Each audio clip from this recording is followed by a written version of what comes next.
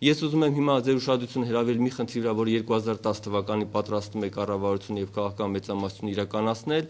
Ես խնդրում եմ հասարակության եւ բոլոր լրագրողների ուշադրությունը այս խնդրին, խոսքը կենսաթոշակային ասպես կոչված բարեփոխումների մասին է։ Սա կլինի վերջի քայլը կառավարության կողմից պետությունը վերջնականապես տասնամյակներով հետ գցելու եւ սնանկ պետություն դարձնելու։ Սա վերաբերում է բոլոր քաղաքացիների ապագային, վերաբերում է երկրի ապագային եւ կենսաթոշակային բարեփոխումները, որը ցանկանում է քաղաքական մեծամասնությունը,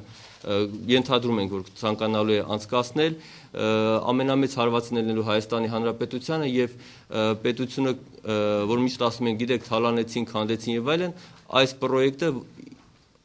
ավելի հզորելնելու, քան բոլոր նախկինում այն վատ տնտեսական պրոյեկտները իրականացած միասին վերցրած։ Ես խնդրում եմ այդ խնդրին ուշադրություն դարձնել, որովհետեւ դրանից հետո մենք ունենալու ենք